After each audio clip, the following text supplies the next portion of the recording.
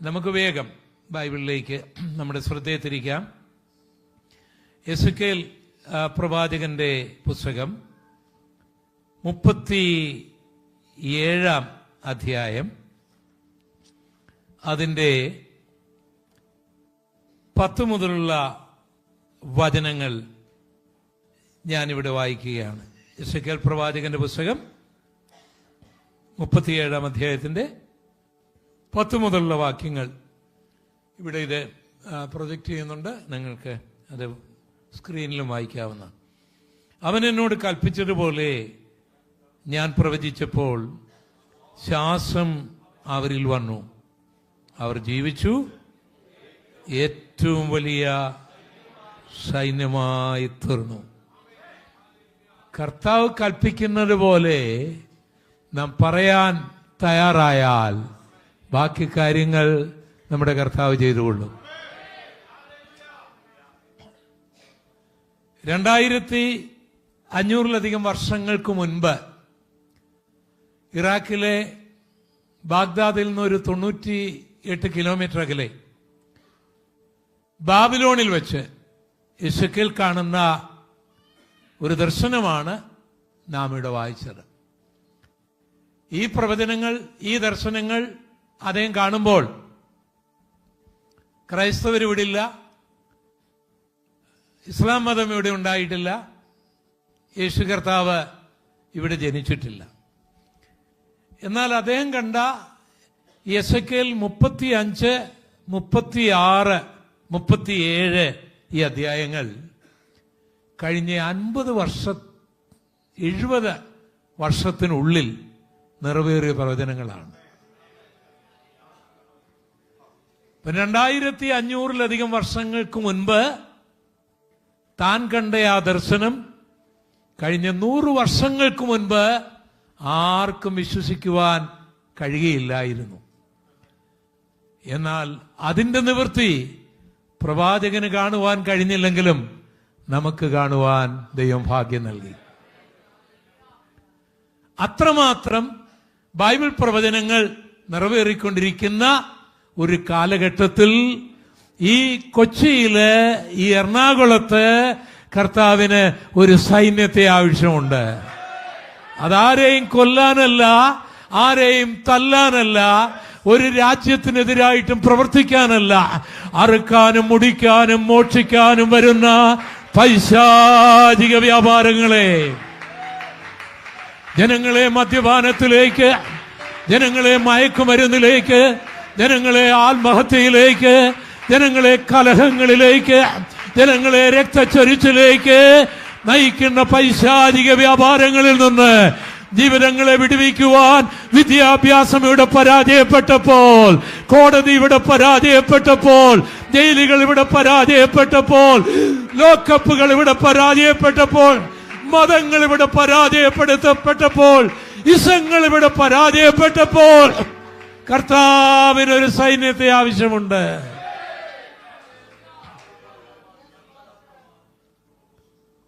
ദൈവം പറയുന്നത് പോലെ, ഒരു ഭോഷനെ പോലെ പറയാൻ തയ്യാറായാൽ ബാക്കി കാര്യങ്ങൾ കർത്താവ് ചെയ്തുകൊള്ളും.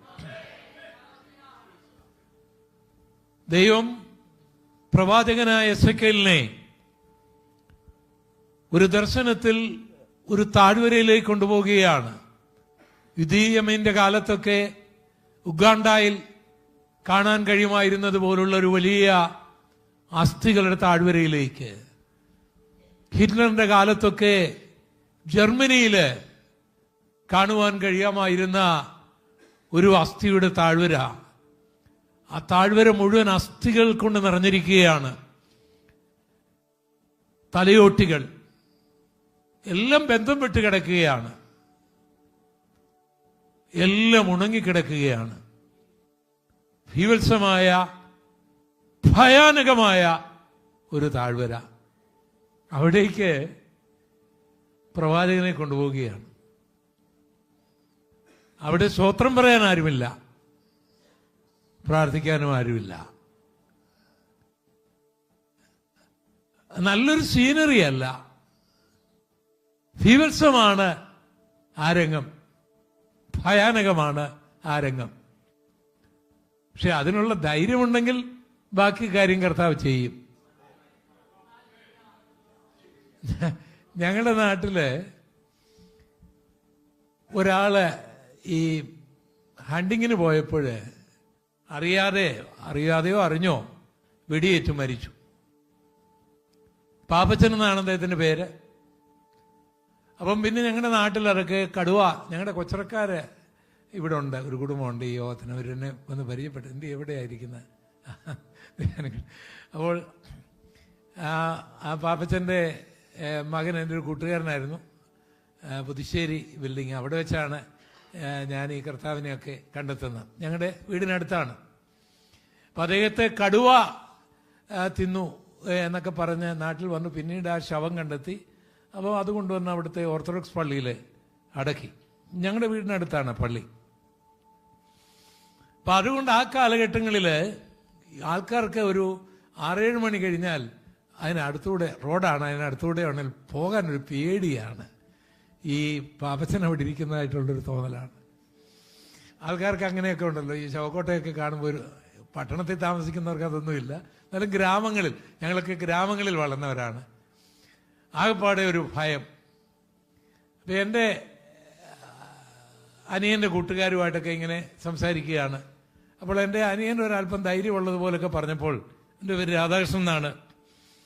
അപ്പോൾ അവൻ്റെ കൂട്ടുകാർ ചോദിച്ചു, എടാ നിനക്ക് രാത്രി 10 മണിക്ക് ആ യാക്കോബ് പള്ളിയുടെ, അന്ന് യാക്കോബ് പള്ളിയാണ്, ഇന്ന് ഓർത്തഡോക്സ് ആണെന്ന് തോന്നുന്നു, ആ യാക്കോബ് പള്ളിയുടെ വേറൊരു മരിച്ചിരിക്കുന്ന അവിടുന്ന് പാപ്പച്ചൻ്റെ ആ കല്ലറയിലെ റീത്ത് വെച്ചിരിക്കുന്ന റീത്ത് എടുത്ത് വേറെ ഒരു കല്ലറ കൊണ്ടുവെക്കണം രാത്രി 10 മണിക്ക്. അപ്പോൾ ഇലക്ട്രിസിറ്റി ഒന്നും വന്ന് ഞങ്ങളുടെ നാട്ടിൽ വന്നിട്ടില്ല.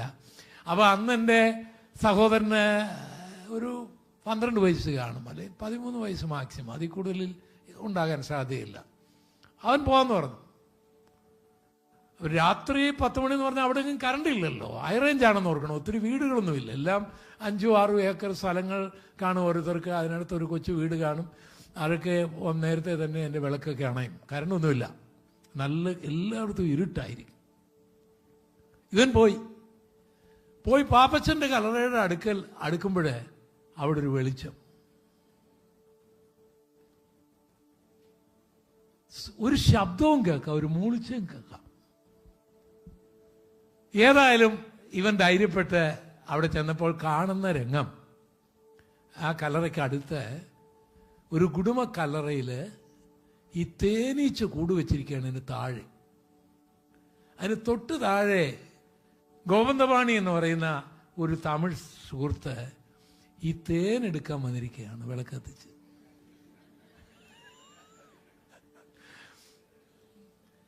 അപ്പൊ അങ്ങനെ ധൈര്യമുള്ളവരും ഉണ്ട്. പക്ഷേ ഇവിടെ പ്രവാചകനെ ഒറ്റയ്ക്ക് കൊണ്ടുവന്നിരിക്കുകയാണ്. തേനെടുക്കാനൊന്നുമല്ല, ഉണങ്ങിയ അസ്ഥികളാ. ഇപ്പൊ ദൈവപ്രവർത്തനം കാണാൻ ആഗ്രഹിക്കുന്നെങ്കിൽ നമുക്ക് ചിലപ്പോൾ മനോഹരമല്ലാത്ത, നമുക്ക് ചിലപ്പോൾ ഭയമുളവാക്കുന്ന ചില മേഖലകളിൽ ധൈര്യമായി പോകേണ്ടിയിരിക്കുന്നു.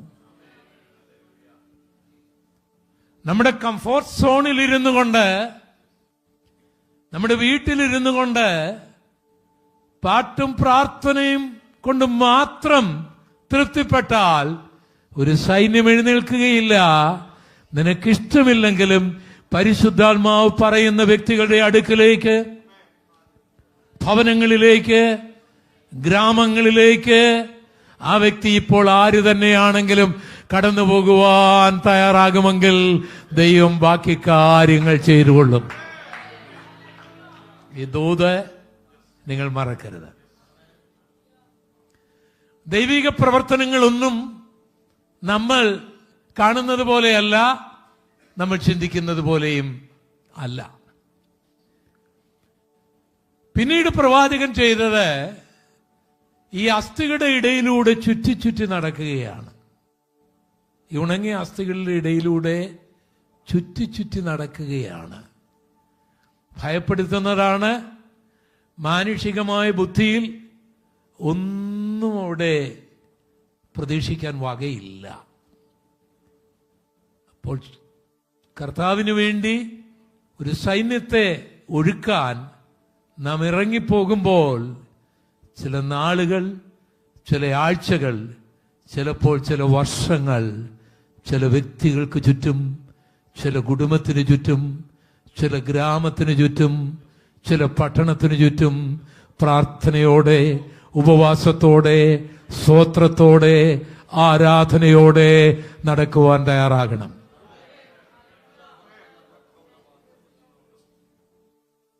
Hallelujah, hallelujah.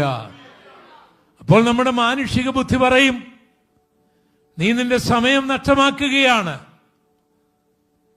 വേസ്റ്റ് ആക്കുകയാണ്.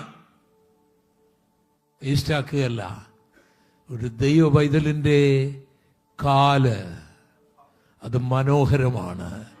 അത് യേശുവിന്റെ നാമത്തിൽ ചവിട്ടിയാൽ ഇന്നല്ലെങ്കിൽ നാളെ അവിടെ അത്ഭുതങ്ങൾ നടന്നുകൊണ്ടിരിക്കും. ഒരു ദൈവ പൈതലിന്റെ അധരം അത് യേശുവിന്റെ നാമം ഉച്ചരിക്കുമ്പോൾ അന്ധകാര ലോകം വിറയ്ക്കും.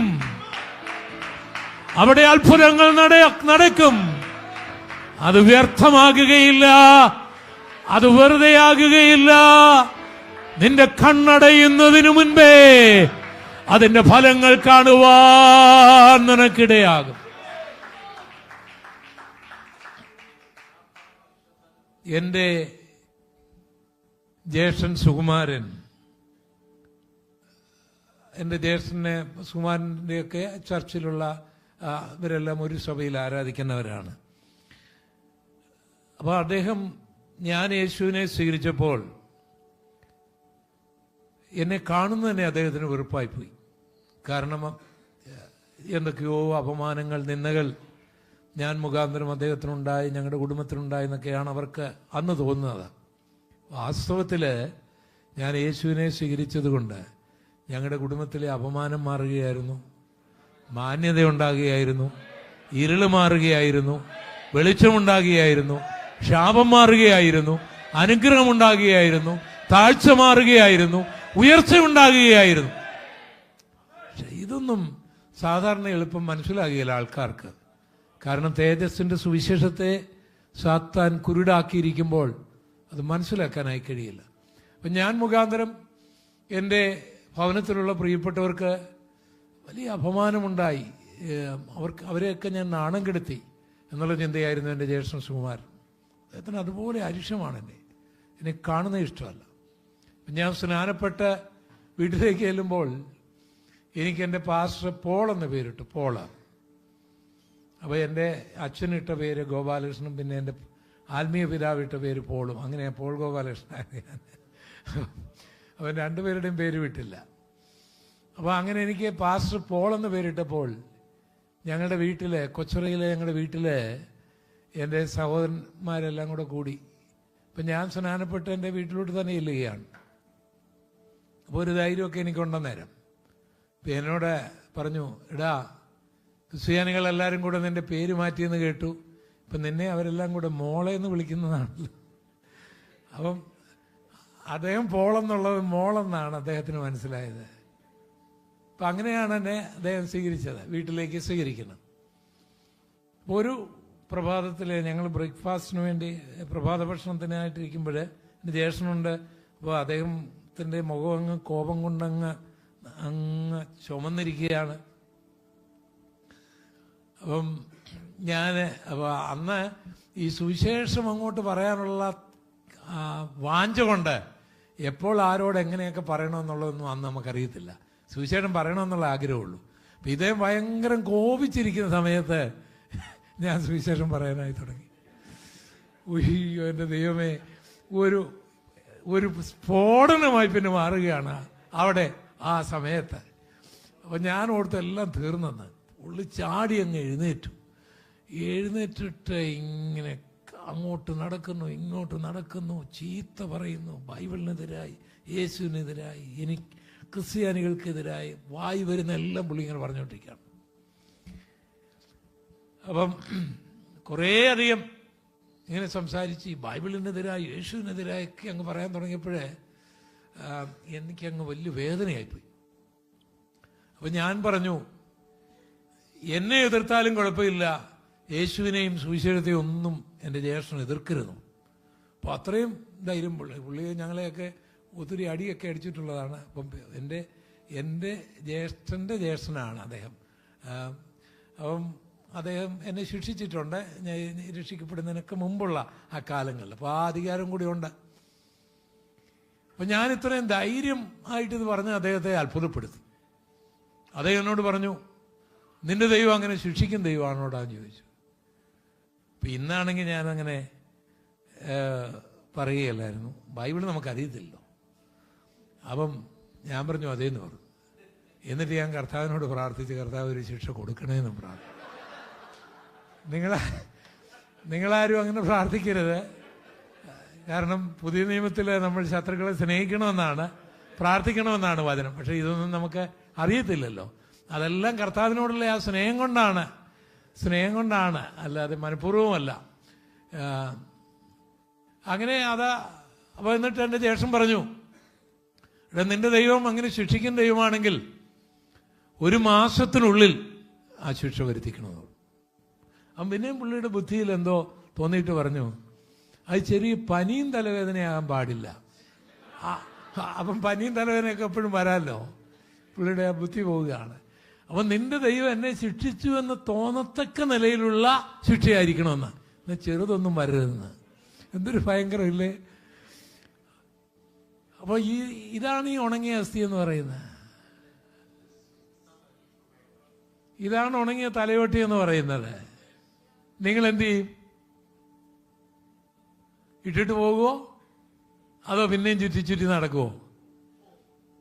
അവിടെയാണ് ഒരു സൈന്യം നിങ്ങൾ ആഗ്രഹിക്കുന്നെങ്കിൽ ഞാനും നിങ്ങളും ചെയ്യേണ്ട ചില കാര്യങ്ങൾ. അങ്ങനെ എൻ്റെ ജ്യേഷ്ഠൻ ഈ 1 മാസത്തിനുള്ളിൽ തന്നെ ഈ ചങ്ങിനൊരു വേദന തുടങ്ങി. കോട്ടയം മെഡിക്കൽ കോളേജിൽ അഡ്മിറ്റായി. ആ കാലങ്ങളിൽ ഹൈറേഞ്ചിലെ കൊച്ചറയിൽ നിന്ന്, അന്ന് അവിടെങ്ങും മെഡിക്കൽ കോളേജൊന്നുമില്ല, ഉള്ളത് ഒരു 130 കിലോമീറ്റർ അകലെയുള്ള ഈ കോട്ടയം മെഡിക്കൽ കോളേജാണ്. അപ്പോൾ അന്ന് 130 കിലോമീറ്റർ എന്ന് പറഞ്ഞാൽ ഈ ഹൈറേഞ്ച് വഴി വലിയ മിക്കവാറും ഉള്ള രോഗി അവിടെ നിന്ന് മുമ്പ് മരിച്ചിരിക്കും. അങ്ങനെയുള്ള വഴികളൊക്കെയാണ്. എങ്കിലും കോട്ടയം മെഡിക്കൽ കോളേജിൽ കൊണ്ടുപോയി. അവിടെ ചെന്നപ്പോഴാണ് അദ്ദേഹത്തിൻ്റെ ലങ്സിനാണ് പ്രശ്നം. അത് ഇൻഫെക്ഷനായി പോയിരുന്നു, പഴുത്തിരുന്നു. പക്ഷെ ദൈവത്തിന് പദ്ധതി ഉണ്ടായിരുന്നതുകൊണ്ട് ഡോക്ടർമാരുടെ പ്രവർത്തനവും എല്ലാം കൂടെ ഒന്നിച്ച് സമ്മേളിച്ചപ്പോൾ അദ്ദേഹം അങ്ങ് രക്ഷപ്പെട്ടു. ഇതെല്ലാം 1 മാസത്തിനുള്ളിലാണ് സംഭവിക്കുന്നത്. അപ്പോൾ അദ്ദേഹത്തെ തൻ്റെ വീട്ടിലേക്ക് കൊണ്ടുവന്നു. അപ്പം ഞാൻ വലിയ ജയാളിയായിട്ട്, താൻ പറഞ്ഞ പോലെ സംഭവിച്ചല്ലോ, എന്നോട് ഇനി അത് ഖണ്ഡിക്കാനൊക്കെയല്ലോ. 1 മാസത്തിനുള്ളിൽ തന്നെ അത് സംഭവിച്ചു. ഞങ്ങളുടെ വീട്ടിൽ ആർക്കും ഇതുപോലെ രോഗം ഉണ്ടായിട്ടില്ല, ഇത്ര ഭയാനകമായൊരു രോഗം ഉണ്ടായിട്ടില്ല, ആർക്കും ഉണ്ടായിട്ടില്ല ഞങ്ങളുടെ ഓർമ്മയിൽ. അദ്ദേഹത്തിന് മാത്രമേ ഉള്ളൂ. അദ്ദേഹത്തിനും ആദ്യമായിട്ടാണ് ഉണ്ടാകുന്നത്. അപ്പം പുള്ളിക്ക് അതിനെ എതിർക്കാനൊക്കെയല്ല. അപ്പം ഞാൻ അദ്ദേഹത്തിൻ്റെ വീട്ടിൽ ചെന്നു. ഇപ്പോൾ എൻ്റെ ജ്യേഷ്ഠൻ മാനസാന്തരപ്പെടുമെന്നുള്ള വിശ്വാസത്തിലാണ് ഞാൻ ചെല്ലുന്നത്. അപ്പോൾ ഞാൻ വീട്ടിലേക്ക് ചെല്ലുന്ന അദ്ദേഹം കണ്ടു. അപ്പോൾ ഈ ഇവിടെ പറഞ്ഞിരിക്കുന്ന പോലെ ഈ ഉണങ്ങിയ അസ്ഥിയായിട്ട് അദ്ദേഹം കിടക്കുകയാണ്. പക്ഷെ ഞരമ്പും ഒക്കെ ഉണ്ട്. അസ്ഥിമഞ്ജനമായിട്ട് ഞങ്ങളുടെ വീട്ടിലെ ഏറ്റവും സുന്ദരനായിരുന്നു അദ്ദേഹം. പക്ഷേ അസ്ഥികളെല്ലാം തെളിഞ്ഞ്, കവിൾത്തടങ്ങളെല്ലാം ഒട്ടി, കൺതടങ്ങൾ കുഴിഞ്ഞ് താനിങ്ങനെ കിടക്കുകയാണ്. എനിക്ക് വലിയ ദുഃഖമായിപ്പോയി ആ കാഴ്ച. എൻ്റെ പ്രാർത്ഥനയും എൻ്റെ രീതികളെല്ലാം തെറ്റായിപ്പോയി എന്നെനിക്ക് പശ്ചാത്താപം ഉണ്ടായൊരു സന്ദർഭമാണ്. പക്ഷേ എന്നെ അത്ഭുതപ്പെടുത്തിയ വിഷയം, അദ്ദേഹം ആ കട്ടിൽ നിന്ന് എഴുന്നേക്കാൻ ഒന്ന് പരിശ്രമിച്ചു. എഴുന്നേക്കാൻ കഴിയുന്നില്ല. ഒന്ന് പരിശ്രമിച്ചിട്ട് എന്നോട് പറയുക, എടാ, ഈ ഉപദേശിമാരെയെല്ലാം അടിച്ച് ഭാരതത്തിന് പുറത്താക്കാതെ ഈ നാട് നന്നാകുകയായിരുന്നു. വല്ലതും മനസ്സിലായോ? ഇതാ ഉണങ്ങിയ അസ്ഥി എന്ന് പറയുന്നത്. നിങ്ങളെന്ത് ചെയ്യും? പക്ഷെ ഞാൻ എഴുതി തള്ളിയില്ല. 16 വർഷങ്ങൾ ചുറ്റി നടന്നു, പ്രാർത്ഥിച്ചു, ഉപവസിച്ചു. ഒരു ദിവസം ഞങ്ങൾ മുണ്ടിപ്പള്ളിയിൽ ഞാൻ ഇരിക്കുമ്പോൾ എൻ്റെ ജ്യേഷ്ഠൻ ഗുരുവായൂർ അമ്പലത്തിൽ കുടുംബമായിട്ട് പോയിട്ട് മടങ്ങിപ്പോയ വഴിയിൽ എൻ്റെ മുണ്ടിപ്പള്ളി വന്നു. ഞാൻ നോക്കിയപ്പോൾ എൻ്റെ ജ്യേഷ്ഠനും ജ്യേഷ്ഠത്തെയും കുഞ്ഞുങ്ങളും നടന്നു വരുന്നു. അതൊരു അത്ഭുതമായി എനിക്ക് തോന്നി.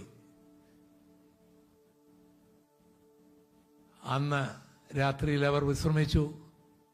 പ്രഭാതത്തിൽ ഞാൻ പ്രാർത്ഥിച്ചുകൊണ്ടിരിക്കുമ്പോൾ ആരോ എൻ്റെ മുൻപിൽ നിൽക്കുന്നു.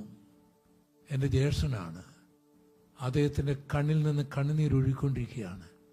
എന്നോട് ചോദിക്കുകയാണ്, ഞാൻ യേശുവിനെ എങ്ങനെയാണ് രക്ഷകനായി സ്വീകരിക്കേണ്ടത്? ഹല്ലേലൂയ.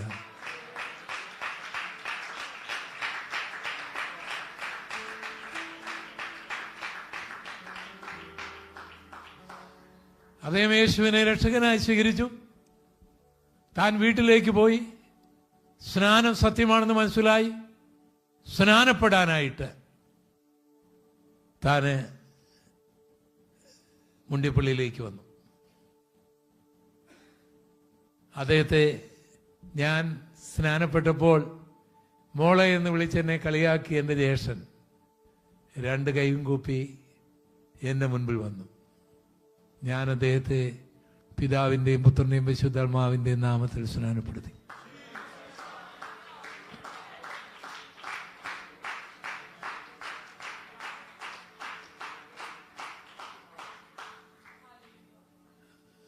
സ്നാനപ്പെട്ടതിന് ശേഷം അദ്ദേഹം ഞെട്ടിപ്പിക്കുന്നൊരു സംഭവം എന്നോട് പറഞ്ഞു. അതിനു മുമ്പ് പറഞ്ഞില്ല.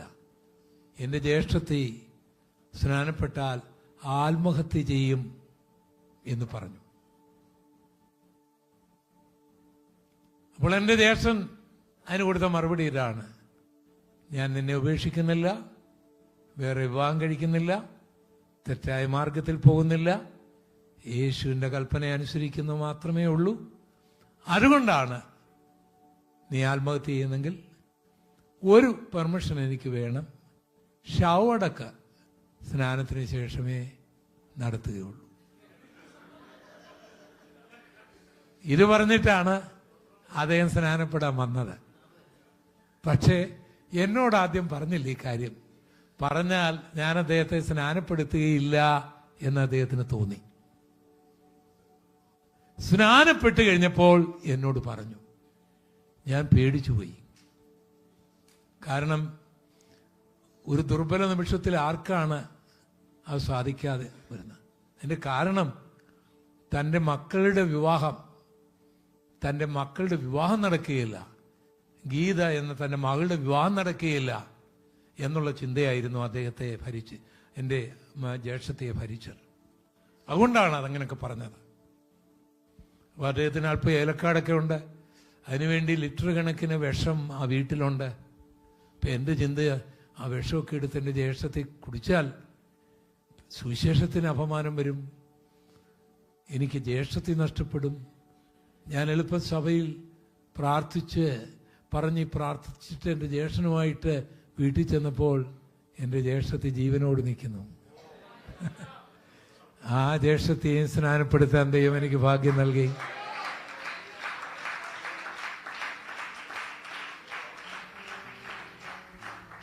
ആ ജ്യേഷ്ഠന്റെ 4 മക്കളെയും സ്നാനപ്പെടുത്താൻ ദൈവം എനിക്ക് ഭാഗ്യം നൽകി.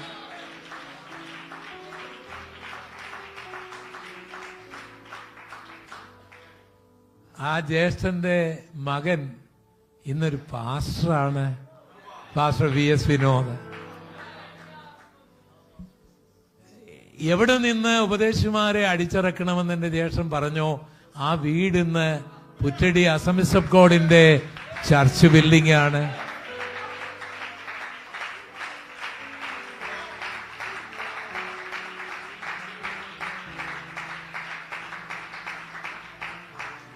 യേശുവിനെ സ്വീകരിച്ചാൽ മകൾ ഗീതയുടെ വിവാഹം നടക്കുകയില്ലെന്ന് ചിന്തിച്ചിരുന്ന എൻ്റെ ജ്യേഷ്ഠന്റെ മകൾ ഗീതയെ വിവാഹം കഴിച്ചിരിക്കുന്നത് ഇവിടെ ഫോർട്ട് കൊച്ചിയിലാണ്. അവർ കുടുംബമായി അവിടെ കർത്താവിനെ ആരാധിക്കുന്നു. ഇന്ന് എന്റെ ജ്യേഷ്ഠൻ സുകുമാരൻ പരസ്യവും നടത്തുമ്പോൾ എന്റെ ജ്യേഷ്ഠത്തി ട്രാക്ട് വിതരണം ചെയ്യുന്നു. നിങ്ങൾക്ക് മനസ്സിലായോ? ചുറ്റി ചുറ്റി നടക്കാൻ നീ തയ്യാറായാൽ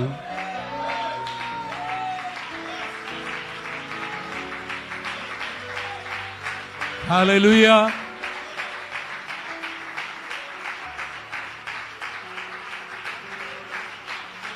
ഹല്ലേലൂയ. നിന്റെ കാലുകൾ യേശുവിന്റെ നാമത്തിൽ നടക്കുമ്പോൾ ആ കാല് സാധാരണപ്പെട്ട ഒരു മനുഷ്യന്റെ കാലല്ല, അവിടെ ദൈവപ്രവർത്തനം നടക്കുകയാണ്. നിന്റെ അധരം യേശുവിന്റെ നാമം ഉപയോഗിക്കുമ്പോൾ ആ അധരം സാധാരണ ഒരു അധരമല്ല, അത് ചലിക്കുന്നതാണ്, ചലിപ്പിക്കുന്നതാണ്.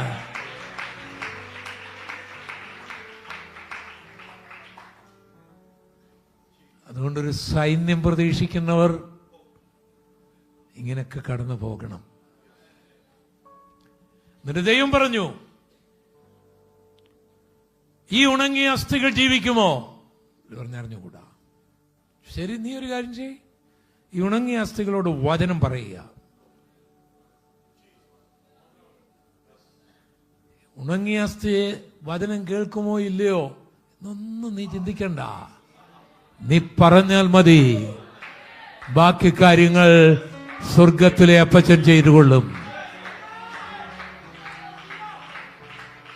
ദൈവത്തെക്കാൾ ബുദ്ധിമാനാകേണ്ട. ആൽബർട്ട് ഐൻസ്റ്റൈൻ പറഞ്ഞാലും സർ ഐസക് ന്യൂട്ടൺ പറഞ്ഞാലും സിഗ്മണ്ട് ഫ്രോയിഡ് പറഞ്ഞാലും രണ്ടാമതൊന്നുകൂടെ ചിന്തിച്ചോണം, അതിൽ തെറ്റുവരാൻ സാധ്യതയുണ്ട്. എന്നാൽ യേശു പറഞ്ഞാൽ നീ രണ്ടാമത് ചിന്തിക്കണ്ട, അതിലൊരു തെറ്റുമില്ല.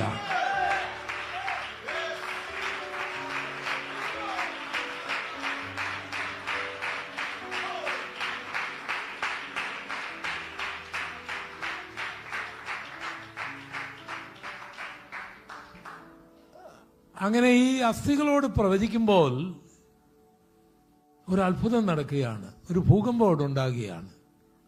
ഈ ഉണങ്ങിയ അസ്ഥികൾ, ചിതറിപ്പോയ അസ്ഥികളെല്ലാം അടുത്തു, ജോയിൻ ചെയ്തു. അതെല്ലാം ഇന്ന് ചിതറപ്പെട്ടിട്ടുണ്ടോ? ചിലതൊക്കെ അകന്നു പോയിട്ടുണ്ടോ? ചിലതൊക്കെ ഉണങ്ങിപ്പോയിട്ടുണ്ടോ?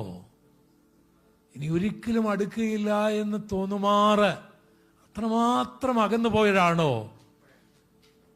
ഓർക്കുക, the things which is impossible with you, the same is possible with your God.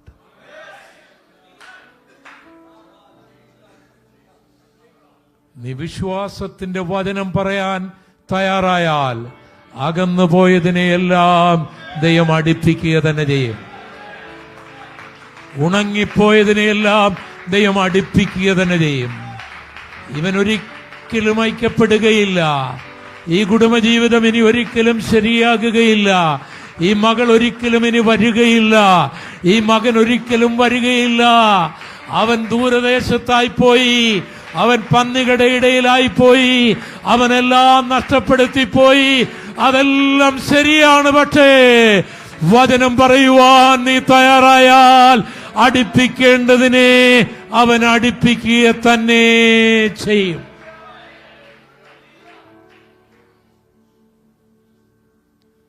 അടുത്തു.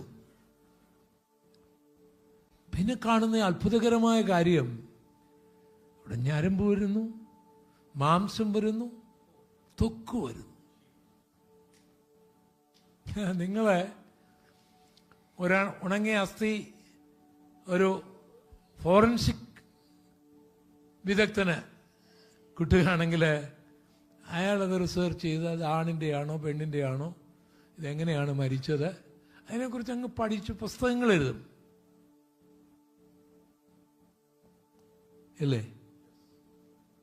ഇനി ഇവിടെയൊക്കെ ഒത്തിരി ഹോസ്പിറ്റലുകൾ ഉണ്ടല്ലോ, ഒരിക്കൽ ഡോക്ടർ സോളമൻ ഇവിടെയുള്ള ഡോക്ടേഴ്സിന് വേണ്ടിയുള്ളൊരു മീറ്റിംഗ് നടത്തിയിട്ടുണ്ടായി. ലൂർദിൽ അദ്ദേഹം ഡോക്ടറായിരുന്ന കാലത്ത് ഞാൻ ആ യോഗത്തിന് വന്ന് പ്രസംഗിച്ചത് ഓർക്കുകയാണ്.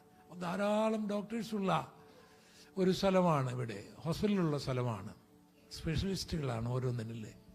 അപ്പോൾ ഈ ഹോസ്പിറ്റൽ ഇതുമായിട്ട് നിങ്ങൾ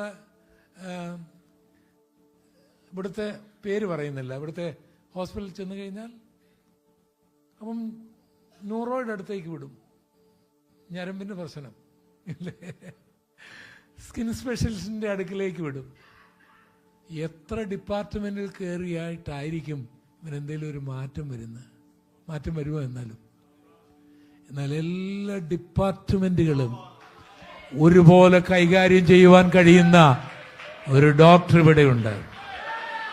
അത് നിന്റെ അസ്ഥി സംബന്ധമായ പ്രശ്നമാണെങ്കിലും, നിന്റെ നെർവ് സംബന്ധമായ വിഷയമാണെങ്കിലും, അത് നിന്റെ ത്വക്ക് സംബന്ധമായ വിഷയമാണെങ്കിലും, നിന്റെ അസ്ഥികൾ ഡിസ്ലൊക്കേറ്റഡ് ആയി കിടക്കുന്ന അവസ്ഥകളാണെങ്കിലും, ആ ബോൺ മാരോയിൽ പ്രശ്നമുണ്ടെങ്കിലും, എന്തു തന്നെയുമായിക്കൊള്ളട്ടെ, കർത്താവിന് നിന്റെ ബ്രെയിനില്, നിന്റെ ഹാർട്ടില്, നിന്റെ കിഡ്നിയില്, നിന്റെ മജ്ജയില്, നിന്റെ മാംസത്തില്, നിന്റെ ശരീരത്തില് അത്ഭുതകരമായ മാറ്റങ്ങൾ വരുത്തി.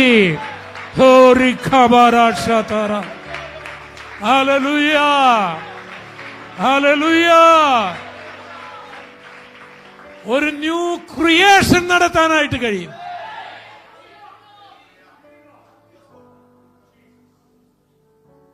എനിക്ക് കോവിഡ് ന്യൂമോണിയയും കൂടെ ഒന്നിച്ചു വന്നതാണ്.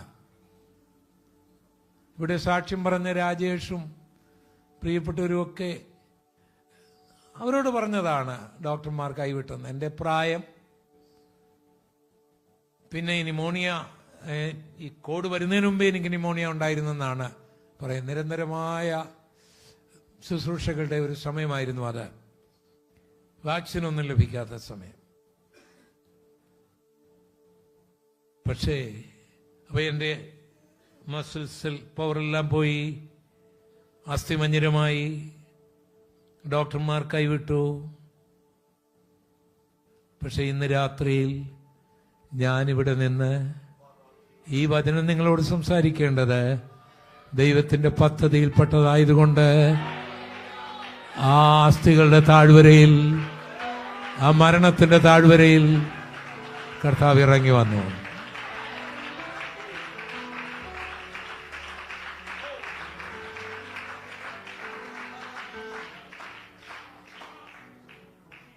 എനിക്ക് നിങ്ങൾക്കും അസാധ്യമായതെല്ലാം ദൈവത്തിന് സാധിപ്പിക്കാനായി കഴിയും. അതിന് നമ്മൾ വിശ്വസിക്കണം. വിശ്വസിച്ചാൽ ദൈവം അത്ഭുതം പ്രവർത്തിക്കും. ചില വിഷയങ്ങളിൽ നമ്മുടെ നന്മയ്ക്ക് വേണ്ടിയോ നമ്മുടെ ശുശ്രൂഷ തീരുന്നു എന്നുള്ള നിലയിലോ ചില പ്രാർത്ഥന ചിലപ്പോൾ നമുക്ക് മനസ്സിലാക്കാൻ കഴിയാത്ത ചില മർമ്മം കൊണ്ട് ബാലൻസ് ചെയ്യാൻ ഞാനെന്ന് പറയാം. കേരളത്തിലെ, ലോകത്തിലെ തന്നെ പ്രശസ്തനായ ഒരു ന്യൂറോ സർജൻ ഉണ്ടായിരുന്നു, ഡോക്ടർ കെ നമ്പൂതിരിപ്പാട് എന്നാണ് അദ്ദേഹത്തിൻ്റെ പേര്. അത് ലുധിയാന മെഡിക്കൽ കോളേജിൻ്റെ ഡയറക്ടറായിരുന്നു, വെല്ലൂരിലെ പ്രൊഫസറായിരുന്നു അദ്ദേഹം. അപ്പം അദ്ദേഹം അവസാനമായിട്ട് ഞങ്ങളുടെ തിരുവല്ലയിലെ മെഡിക്കൽ മിഷൻ്റെ അവിടെയുള്ളൊരു ഹോസ്പിറ്റലിലെ മെഡിക്കൽ മിഷൻ്റെ ഡയറക്ടറായിട്ട് വന്നു. അപ്പം ഇത്രയും വലിയൊരു മഹാനായ മനുഷ്യൻ തിരുവല്ലയിലെ ഒരു ചെറിയ ആശുപത്രിയിലെ ഡയറക്ടറായി വന്നപ്പോൾ തന്നെ എനിക്ക് അയാളോടുള്ള വലിയ ബഹുമാനമുണ്ടായി. കാരണം വലിയ മനുഷ്യർക്ക് മാത്രമേ ചെറുതാകാൻ ഒക്കൂ.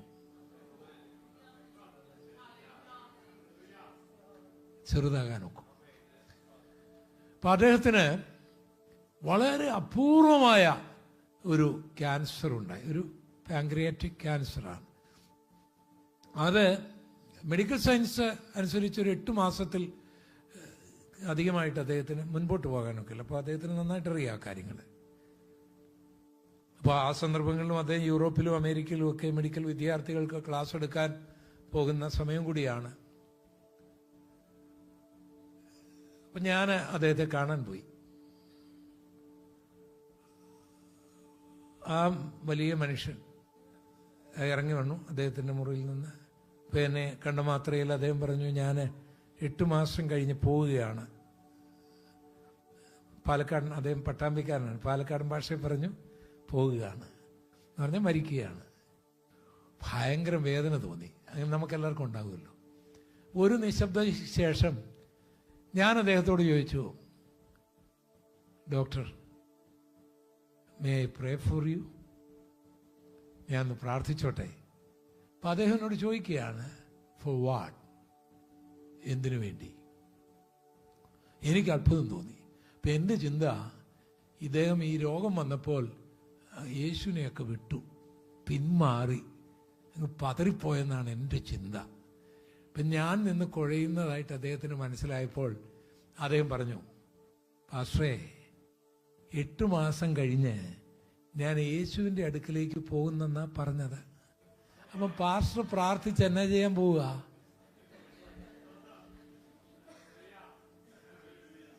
അത് 8 മാസം കഴിഞ്ഞ് മരിച്ചു. ആ സമയങ്ങളിൽ ഞങ്ങളവിടെ പോയിരുന്നു. അപ്പം നിങ്ങൾ തിരുവല്ല വല്ലതും വരികയാണെങ്കിൽ മെഡിക്കൽ മിഷനിൽ നിന്ന് കയറണം. KN നമ്പൂതിരിപ്പാടെന്നും പറഞ്ഞ് ഒരു വാർഡും ഒക്കെ അവരുണ്ടാക്കിയിട്ടിട്ടുണ്ട്. അപ്പം ചില കാര്യങ്ങൾ സ്വർഗത്തിലെ ദൈവം നമ്മൾ പ്രാർത്ഥിച്ചാൽ മറുപടി തരികയല്ല. കാരണം അത് ദൈവത്തിൻ്റെ പദ്ധതിയാണ്. എന്നാൽ പല കാര്യങ്ങളിലും നമ്മുടെ ചിന്തയ്ക്കപ്പുറമായി വിശ്വസിച്ചാൽ പിശാചിന്റെ പദ്ധതികളെ കർത്താവ് പൊളിക്കും. നിന്റെ ശുശ്രൂഷ തീർന്നിട്ടില്ലെങ്കിൽ, നിന്നെക്കുറിച്ച് ദൈവത്തിനൊരു പദ്ധതി ഉണ്ടെങ്കിൽ, നീ ഉണങ്ങിയ അസ്ഥിയായാലും ചിതറിപ്പോയാലും ഞരമ്പില്ലെങ്കിലും മാംസമില്ലെങ്കിലും വിശ്വാസത്തോടുകൂടി ദൈവദാസന്മാർ പ്രഖ്യാപിക്കുമ്പോൾ അവിടെ അത്ഭുതങ്ങൾ 1, 2, 3, 4 എന്നുള്ള നിലയിൽ നടന്നുകൊണ്ടേയിരിക്കും.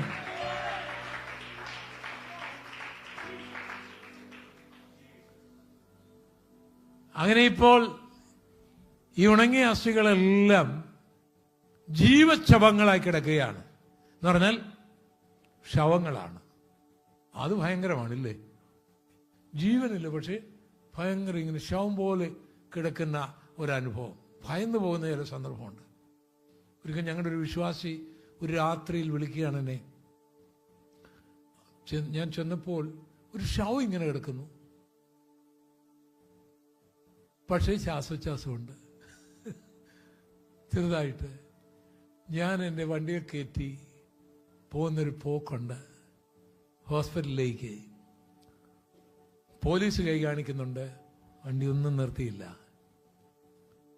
അവൻ ചിലർ കിടക്കുന്ന കണ്ടാൽ നമുക്ക് ഭയം തോന്നും. ഇവിടെ അത്ഭുതങ്ങൾ നടന്നെങ്കിലും ഭയം തോന്നും. കാരണം ഒന്നിനും എന്തില്ല, ജീവനില്ല. 1000കണക്കിന് ആൾക്കാർ കിടക്കുക. പല ക്രൈസ്തവ സമൂഹങ്ങളിലും ധാരാളം ആൾക്കാരുണ്ടെങ്കിലും ചത്ത് കിടക്കുക. വെളിപ്പാട് പുസ്തകത്തിൽ അത് എഴുതിയിട്ടുണ്ട്. ജീവനുള്ളവനെന്ന് പേരുണ്ടെങ്കിലും നീ മരിച്ചവനാകുന്നു. അവൻ വചനം കേട്ടു, ശരിയാണ്. അത്ഭുതങ്ങൾ നടന്നു, ശരിയാണ്. പക്ഷേ സൈന്യമായി എഴുന്നേൽക്കാനുള്ള ജീവനില്ല. ജീവനുണ്ടാകാനും സമൃദ്ധിയായിട്ടുണ്ടാകുവാനുമാണ് യേശു വന്ന സത്യമാണ്. ജീവനില്ല. ആരാധനയിൽ ജീവനില്ല, പാട്ടിൽ ജീവനില്ല. ഇതിനെല്ലാം ആഗ്രഹമുണ്ടെങ്കിലും ജീവനില്ല. ദൈവം പറഞ്ഞു, കാറ്റിനോട് പ്രവചിക്കുക, കാറ്റിനോട് പ്രവചിക്കുക. പെന്തക്കോസ്ത് നാളിൽ അടിച്ച ആ കാറ്റ് ഇതിലൊന്ന് വീശിക്കഴിഞ്ഞാൽ ആർക്കും പിടിച്ചു നിർത്തുവാൻ കഴിയാത്ത ഒരു സൈന്യം എഴുന്നേറ്റ് വരും. ഹല്ലേലൂയാ, ഹല്ലേലൂയാ. ത്വക്കുണ്ടായത് ശരിയാണ്, മാംസമുണ്ടായത് ശരിയാണ്, ഉണക്കുമാറിയത് ശരിയാണ്, ഐക്യപ്പെട്ടു അത് ശരിയാണ്. പക്ഷെ നിന്നെ വിളിച്ചത് ഒരു സൈന്യമാകുവാനാണ്. അതിന് നിനക്ക് ജീവൻ ആവശ്യമുണ്ട്. അതിന് നിനക്ക് ജീവൻ ആവശ്യമുണ്ട്. ദൈവദാസന്മാർ പ്രവചിക്കട്ടെ, ദൈവദാസന്മാർ കാറ്റിനോട് പ്രവചിക്കട്ടെ, പരിശുദ്ധാത്മാവിന്റെ ഒരു ഒഴുക്കുണ്ടാകട്ടെ. ക്രൈസ്തവ സമൂഹം ജീവനുള്ള ദേഹികളായി മാറി ഒരു സൈന്യമായി മാറട്ടെ.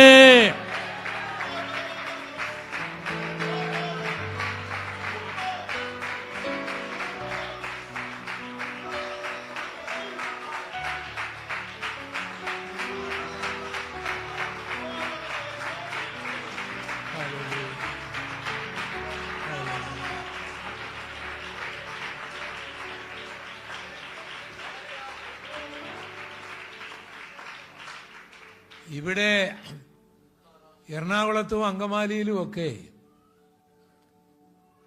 കർത്താവിന്റെ തിരുശരീരവും തിരുരക്തവും കൊണ്ട് നടത്തുന്ന കുർബാനയുടെ കാർമ്മികൻ എങ്ങോട്ട് തിരിഞ്ഞു നിൽക്കണമെന്നുള്ള, എങ്ങോട്ട് തിരിഞ്ഞു നിന്നാലും രണ്ടു വശവും ദൈവമല്ലേ സൃഷ്ടിച്ചത്.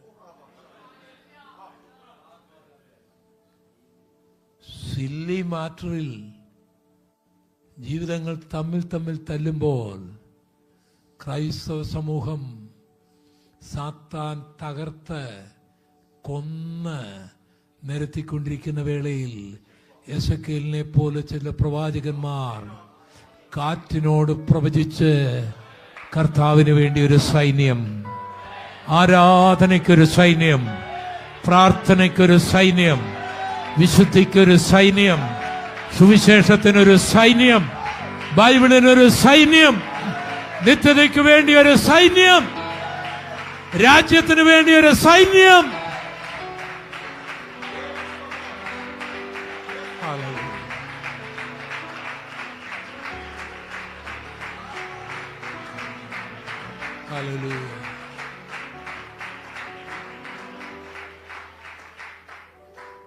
അത് സംഭവിച്ചു.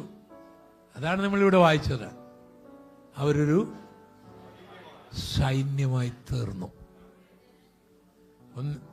നിങ്ങളെക്കുറിച്ച്, എന്നെക്കുറിച്ച് ദൈവം ആഗ്രഹിക്കുന്ന സിമ്പിളായ കാര്യം, യേശുവിനെ സ്വീകരിച്ചു, സ്നാനപ്പെട്ടു, അഭിഷേകം പ്രാപിച്ചു എന്ന കാര്യത്തിൽ തൃപ്തിപ്പെടാതെ അറുക്കാനും മുടിക്കാനും മോക്ഷിക്കാനും വരുന്ന പിശാച് അനേകരെ തകർത്ത് അവന്റെ തേർവാഴ്ച നടത്തുമ്പോൾ അവനെതിരായ ഒരു വാറന്റ് കൽപ്പിക്കാൻ ഇവിടെ ദൈവമക്കൾക്ക് മാത്രമേ കഴിയൂ.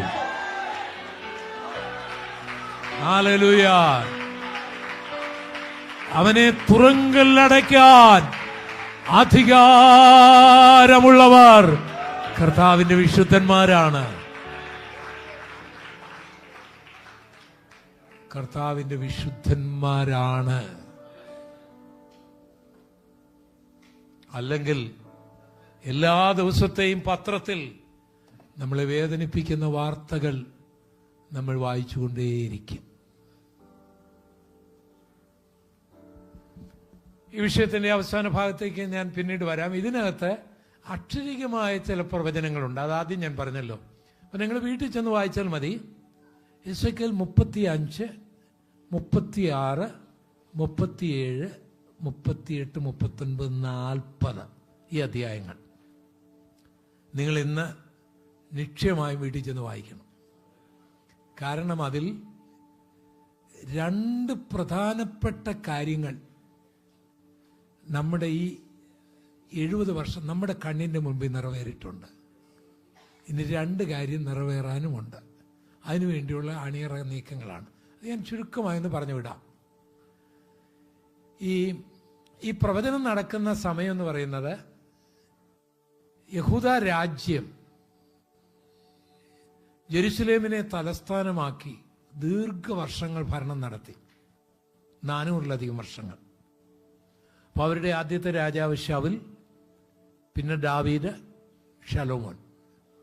ശലോമോന്റെ കാലം കഴിഞ്ഞ് രാജ്യം വിഭജിക്കപ്പെട്ടു. ശലോമോന്റെ മകനായ രഹോബയാം തുടങ്ങി സിദക്കിയാവ് വരെ 20-ലധികം രാജാക്കന്മാർ. 23-ലധികം രാജാക്കന്മാരും ഒരു രാജ്ഞിയും ജെറുസലേം തലസ്ഥാനമാക്കി മുസ്ലിങ്ങളും ക്രിസ്ത്യാനികളും ഉണ്ടാകുന്നതിന് മുൻപേ ഭരണം നടത്തിയിരുന്നു. അത് ജൂതന്മാരുടെ മതഗ്രന്ഥത്തിലും ഇസ്ലാമിക് മതസമൂഹത്തിൻ്റെ മതഗ്രന്ഥത്തിലും വേൾഡ് ഹിസ്റ്ററിയിലും നമുക്ക് പഠിക്കാൻ കഴിയും. അങ്ങനെ അവർ ഭരിച്ചിരുന്നു, ദാവീദും ശലോമോനും ഒക്കെ യെരുശലേമിൽ. അപ്പോൾ ഇപ്പോൾ യെരുശലേം ഞങ്ങളുടെ തലസ്ഥാനമായി കിട്ടണമെന്നൊക്കെ പറയുമ്പോൾ അത് ഹിസ്റ്റോറിക്കലായിട്ട് ശരിയായൊരു കാര്യമാണ്. ഈ ചരിത്രം അറിയണം. ക്രിസ്ത്യാനികളും മുസ്ലിങ്ങളും ഇവിടെ ഉണ്ടാകുന്നതിന് മുൻപ്, പുതിയ നിയമവും ഖുറാനും ഇവിടെ എഴുതപ്പെടുന്നതിന് മുൻപേ യഹൂദൻ യെരുശലേമിനെ തലസ്ഥാനമാക്കി 400-ലധികം വർഷങ്ങൾ ഭരണം നടത്തിയിരുന്നു. എന്നാൽ ദൈവത്തിന്റെ കൽപ്പനകൾ അവർ ലംഘിച്ചു. ആരാധനയും ശബത്തും അവർ ഉപേക്ഷിച്ചു, വ്യഭിചാരം ചെയ്തു, വിഗ്രഹാരാധന നടത്തി.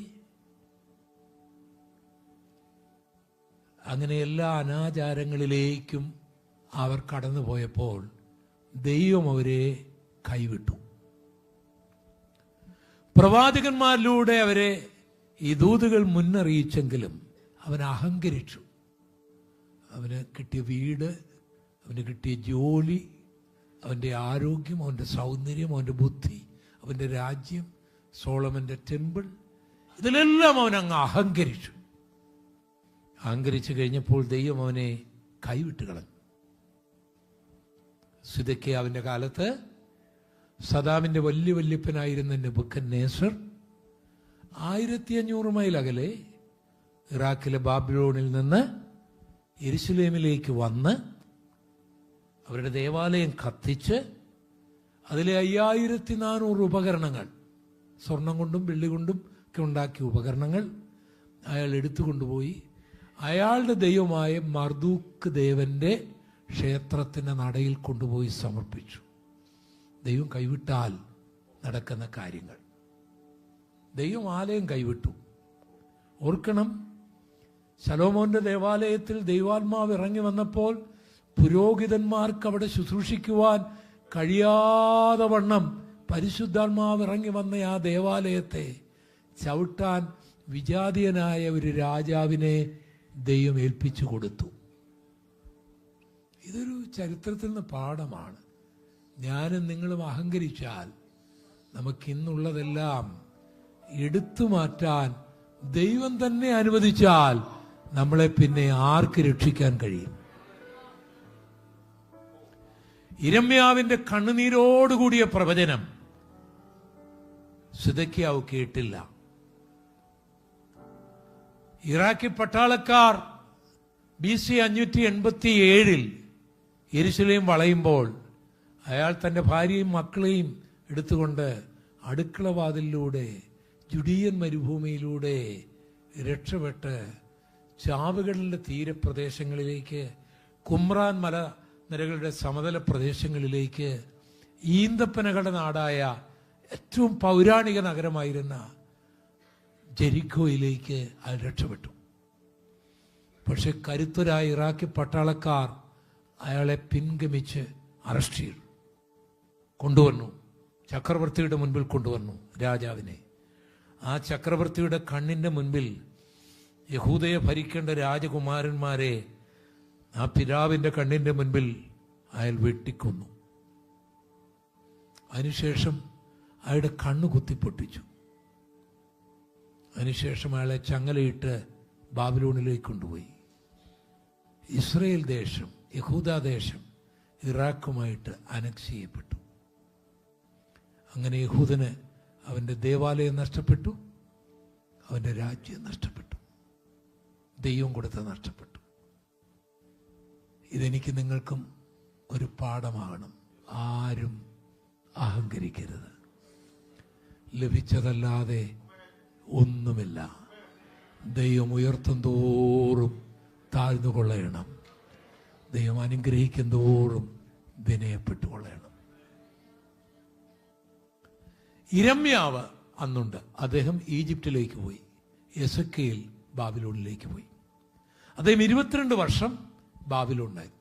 ആ കാലഘട്ടങ്ങളിൽ കണ്ട ദർശനങ്ങളാണ് ഈ എസെക്കിയേൽ പ്രവചനം. ആ 35, 36, 37, 38, 39, 40. അപ്പോൾ നിങ്ങൾക്ക് ഏകദേശം ആ ചരിത്ര പശ്ചാത്തലം മനസ്സിലായി.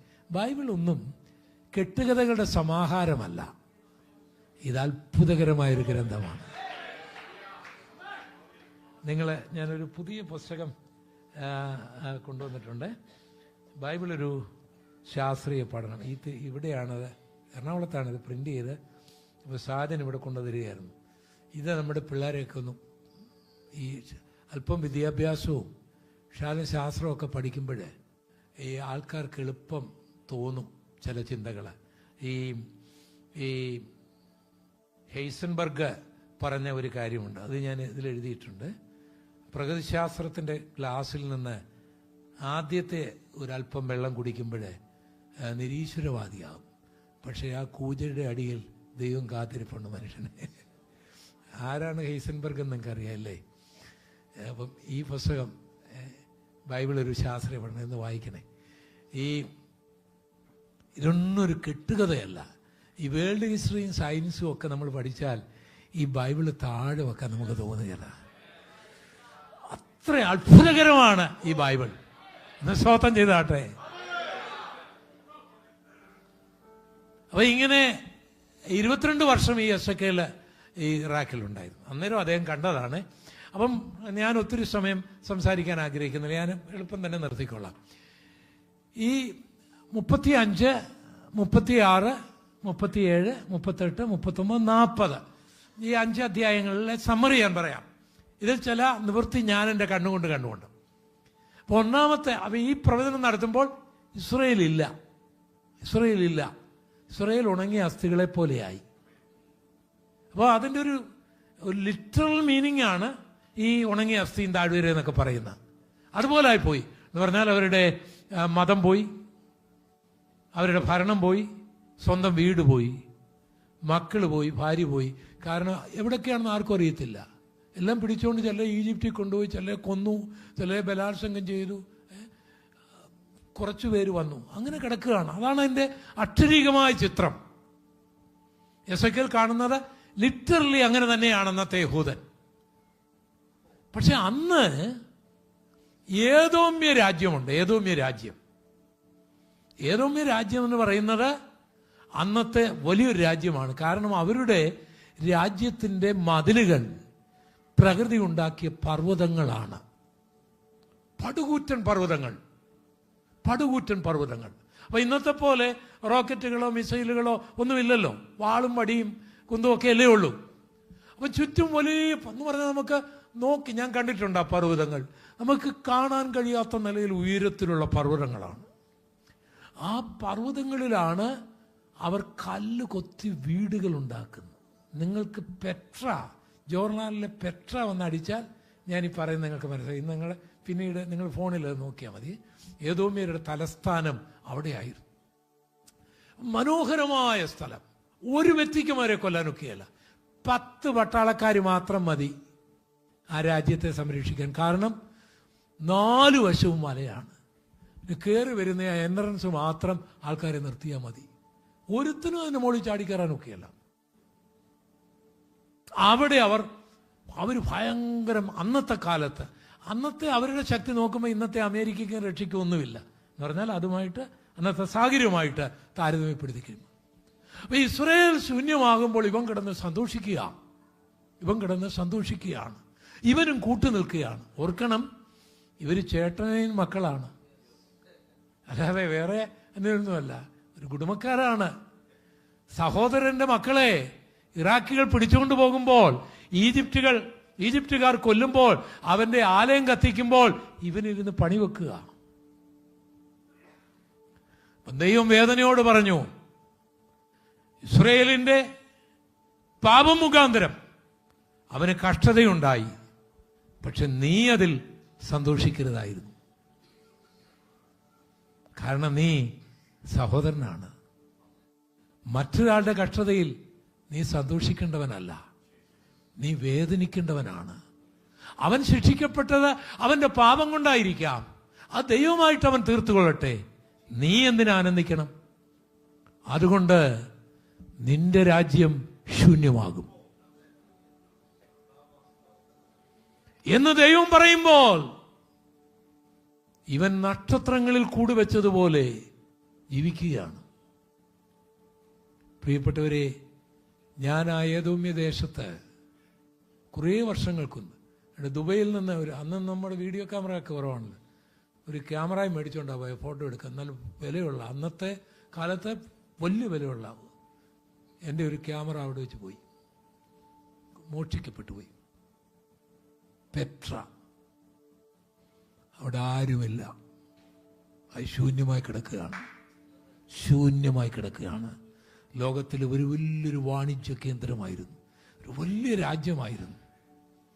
35-ാം അധ്യായത്തിലെ ആ പ്രവചനം എനിക്കെൻ്റെ കണ്ണിൻ്റെ മുൻപിൽ കാണാൻ ദൈവമിടയാക്കി.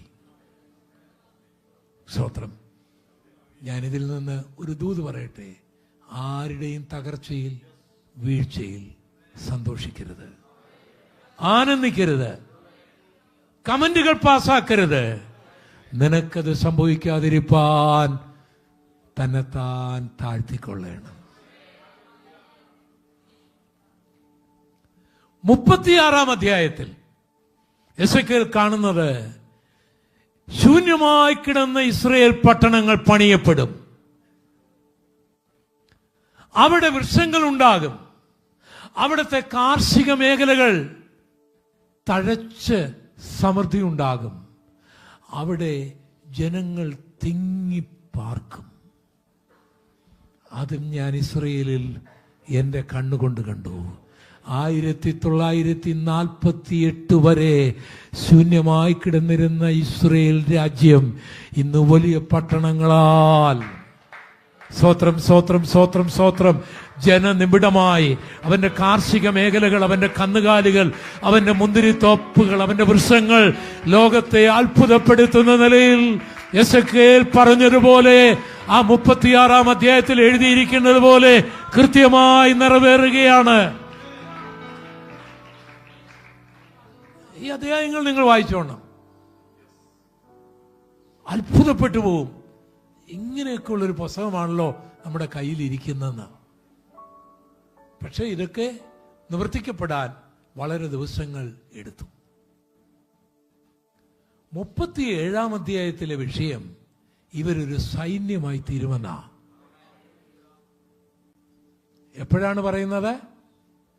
സൈന്യം പോയിട്ട് എല്ലാം നഷ്ടപ്പെട്ട്, ജീവനും നഷ്ടപ്പെട്ട്, ഇറാഖികളുടെ അടിമകളായിട്ട് ഉണങ്ങിയ അസ്ഥികളെ പോലെ കിടക്കുമ്പോൾ പറയുകയാണ് അവനൊരു സൈന്യമായി തീരുമെന്ന്. കഴിഞ്ഞ വർഷം ഒക്ടോബർ 7-ന് ഹമാസിന്റെ ആക്രമണം ഇസ്രയേലിലുണ്ടായി. നിങ്ങൾ ഓർക്കുന്നുണ്ടോ? അതൊരു ചെറിയ കാര്യമായിരുന്നു. അന്ന് അവരെ ഇല്ലാതാക്കാനുള്ള എല്ലാ പദ്ധതികളും തയ്യാറാക്കിക്കൊണ്ടാണ് ഹമാസ് അങ്ങനെ ഒരുമ്പെട്ടത്. അവരുടെ ഗസയുടെ മേഖലകള് അത് ഒത്തിരി വലുപ്പമുള്ളതല്ലെങ്കിൽ പോലും അതിന് താഴെയായിട്ട് 100 കണക്കിന് ടണലുകളാണ്. അത് കിലോമീറ്റർ ദൂരം വരുന്ന ടണലുകളാണ്. ആ ടണലുകൾ കടലിലേക്കും ഈജിപ്തിലേക്കും ഒക്കെ പോവുക. അവിടെ റഷ്യയുടെയും ഇറാന്റെയും ഈവൻ ഈജിപ്തിന്റെയും ആയുധങ്ങളെല്ലാം സംഘടിപ്പിച്ച് വെച്ചിട്ടാണ് അവർ ആ പരിപാടി ചെയ്തത്. 2000 മൈൽ അകലെ നിന്ന് ഹൂതികള് ബാലിസ്റ്റിക് മിസൈലുകൾ അയച്ചു. അവിടെ അത് ടെല്ലവീവിൽ ചെന്ന് വീണു. 2000 മൈൽ അകലെ സൈന്യം ഇവരെ കൊല്ലാനിരിക്കുക. തൊട്ടടുത്ത് സിറിയ വടക്ക്, അവിടെ ആൾക്കാർ ഇവരെ നശിപ്പിക്കാൻ നിൽക്കുകയാണ്. തൊട്ടടുത്ത് ലെബനോനില് ഹിബ്സുള്ളയുടെ ആൾക്കാർ. ഇസ്രായേൽ എന്ന് പറയുന്ന ഒരു കൊച്ചു രാജ്യമാണ് പ്രിയപ്പെട്ടവരെ. നമ്മുടെ കേരളത്തിന്റെ 6 ജില്ലകൾ കൂടുന്നത്രയില്ല. 6 ജില്ലകൾ കൂടുന്നത്രയില്ല. നമ്മുടെ ജനസംഖ്യയുടെ പകുതി പോലും ഇല്ല അവർക്ക്. ഈ രാജ്യങ്ങൾ നോക്കിയേ, പാകിസ്ഥാൻ, ഇന്തോനേഷ്യ, അറബി രാജ്യങ്ങള്, റഷ്യ, ഇറാൻ, ഇറാഖ് തുടങ്ങിയ രാജ്യങ്ങളുടെ മുൻപിൽ ഭാരതത്തിൽ ഈ ഇന്ത്യ ഈ സ്ഥലത്ത് നിങ്ങൾ ഇത്രയും പേരെ എതിർക്കുകയാണെന്നിരിക്കട്ടെ, ഇന്ത്യ മുഴുവൻ, കേരളവും കൊച്ചിയും എല്ലാവരും കൂടെ നിങ്ങൾ ഇത്രയും പേരെ എതിർത്താൽ നിങ്ങൾ കാണുമോ ഇവിടെ? അതിനേക്കാൾ ചെറുതാണ് ജിയോഗ്രഫിക്കലായിട്ട് പഠിച്ചാൽ ഇസ്രയേൽ എന്ന് പറയുന്നത്. ഇത്രയും പേര് ഇത്രയും നാളും നോക്കിയിട്ട് അവൻ നശിക്കാതിരുന്നതിന്റെ കാരണം അവൻ അക്ഷരാർത്ഥത്തിൽ സൈന്യമായില്ലേ? അവൻ അക്ഷരാർത്ഥത്തിൽ സൈന്യമായില്ലേ? ഉണങ്ങിയ അസ്ഥികൾ അക്ഷരാർത്ഥത്തിൽ സൈന്യമായില്ലേ? ഇന്ത്യയെ സഹായിക്കുന്ന സൈന്യമായില്ലേ? ലോകം ഭയപ്പെടുന്ന സൈന്യമായില്ലേ? ഇറാൻ ഭയപ്പെടുന്ന സൈന്യമായില്ലേ? ഹിസ്ബുള്ള ഭയപ്പെടുന്ന സൈന്യമായില്ലേ? ഹമാസ് ഭയപ്പെടുന്ന സൈന്യമായില്ലേ? നമ്മുടെ കണ്ണിന് മുൻപിൽ അത് നിറവേറിയില്ലേ?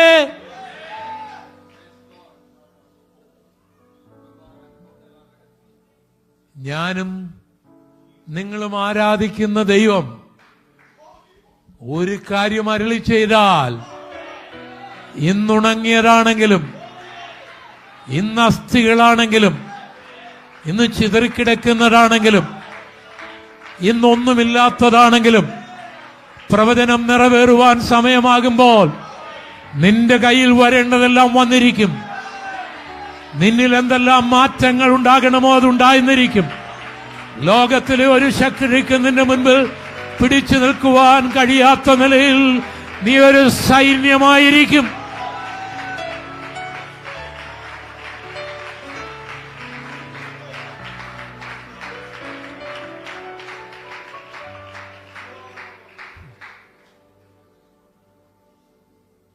എത്ര അത്ഭുതകരമില്ലേ ദൈവത്തിന്റെ വചനം! ആ പ്രവചനം അക്ഷരാർത്ഥത്തിൽ തന്നെ അവിടെ എഴുതിയിരിക്കുന്നത് ഒന്ന് വായിച്ചു നോക്കിയേ. അതിന്റെ വ്യാഖ്യാനം അവിടെ തന്നെ എഴുതിയിട്ടുണ്ട്. അതിന്റെ വ്യാഖ്യാനം അവിടെ എഴുതിയിട്ടുണ്ട്. എസെക്കിയേൽ 37 നോക്കിയേ, അതിന്റെ 10 മുതൽ. അവർ എന്നോട് കൽപ്പിച്ച പോലെ ഞാൻ പ്രവചിച്ചപ്പോൾ ശ്വാസം അവരിൽ വന്നു, അവർ ജീവിച്ചു, ഏറ്റവും വലിയ സൈന്യമായി തീർന്നു. പിന്നെ അവൻ എന്നോട് അരുളി ചെയ്തത്, മനുഷ്യപുത്ര, ഈ അസ്ഥികൾ ഇസ്രായേൽ ഗൃഹമൊക്കെയുമാകുന്നു. ഞങ്ങളുടെ അസ്ഥികൾ ഉണങ്ങി, ഞങ്ങളുടെ പ്രത്യാശയ്ക്ക് ഭംഗം വന്നു, ഞങ്ങൾ തീരെ മുടിഞ്ഞിരിക്കുന്നുവെന്ന് അവർ പറയുന്നു. അതുകൊണ്ട് നീ പ്രവചിച്ചവരോട് പറയേണ്ട, യഹോവയായ കർത്താവ് ഇപ്രകാരം അരുളി ചെയ്യുന്നു, എന്റെ ജനമേ, ഞാൻ നിങ്ങളുടെ ശവക്കുഴി തുറന്ന് നിങ്ങളെ ശവക്കുഴിയിൽ നിന്ന് കയറ്റി ഇസ്രായേൽ ദേശത്തേക്ക് കൊണ്ടുപോകും. അങ്ങനെ എന്റെ ജനമേ, ഞാൻ നിങ്ങളുടെ ശവക്കുഴി തുറന്ന് നിങ്ങളെ ശവക്കുഴിയിൽ നിന്ന് കയറ്റുമ്പോൾ ഞാൻ യഹോവയെന്ന് നിങ്ങൾ അറിയും. നിങ്ങൾ ജീവിക്കേണ്ടതിന് ഞാൻ എന്റെ ആത്മാവിനെ നിങ്ങളിലാക്കും. ഞാൻ നിങ്ങളെ സ്വദേശത്ത് പാർപ്പിക്കും. യഹോവയായ ഞാൻ അരുളി ചെയ്തത് നിവർത്തിച്ചുമിരിക്കുന്നുവെന്ന് നിങ്ങൾ അറിയുമെന്ന് യഹോവയുടെ അരുളപ്പാട്.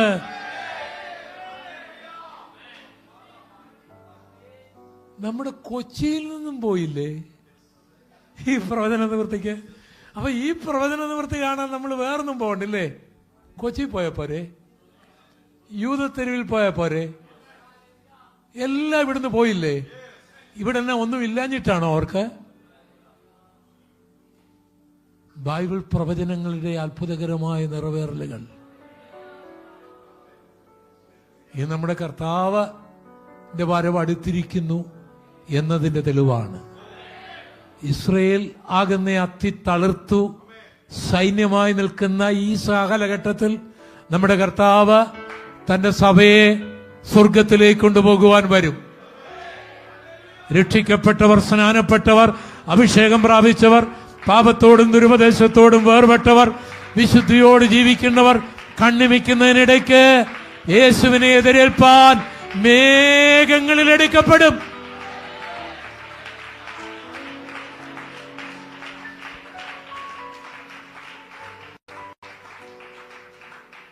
അതുകൊണ്ട് ഈ പ്രവചനം കേൾക്കുമ്പോൾ ഓർത്തോണം, കർത്താവിന്റെ വരവ് അടുത്തു പോയെന്ന്.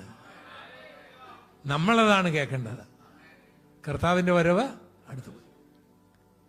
ഇനി 2 കാര്യങ്ങൾ നടക്കാറുണ്ട്. അതിനിടയ്ക്ക് കർത്താവ് വരും. ആ 2 കാര്യം 38, 39, 40 അധ്യായങ്ങളാണ്. അത് ഒത്തിരി വിശദീകരിക്കേണ്ട ആളിൽ ഞാൻ പറയാം. ഇന്ന് ഇന്ത്യ ഇസ്രയേലിന്റെ ദോസ്താണെങ്കിലും ഇന്ത്യ ഇസ്രയേലിന്റെ ശത്രുവാകും. ഇന്ന് അമേരിക്ക ഇസ്രയേലിനെ സഹായിക്കുന്നെങ്കിലും അമേരിക്കയ്ക്ക് സഹായിക്കാൻ കഴിയാത്തൊരു സമയം വരും. റഷ്യയുടെ നേതൃത്വത്തിൽ ഇന്ത്യക്കെതിരായൊരു യുദ്ധമുണ്ടാകും. അതിന് ഗോഗ് മാഗോഗ് യുദ്ധം എന്ന് പറയും. അത് 38, 39 അധ്യായങ്ങൾ രേഖപ്പെടുത്തിയിരിക്കുന്നു. ഇസ്രയേലിന്റെ ചരിത്രം പഠിച്ചാൽ ആ യുദ്ധത്തിന് വേണ്ടിയുള്ള ഒരുക്കങ്ങൾ നടക്കുകയാണ്.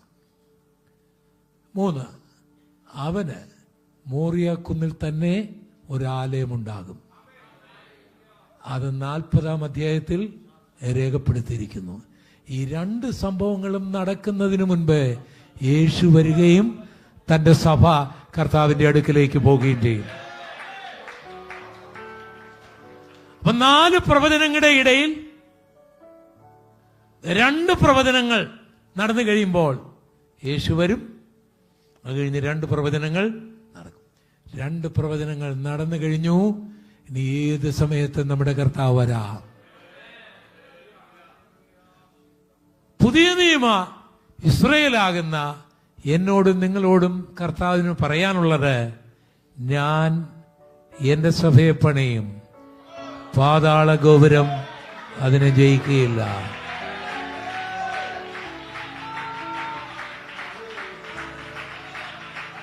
ഞാൻ എന്റെ സഭയെ പണിയും, പാതാള ഗോപുരം അതിനെ ജയിക്കുകയില്ല.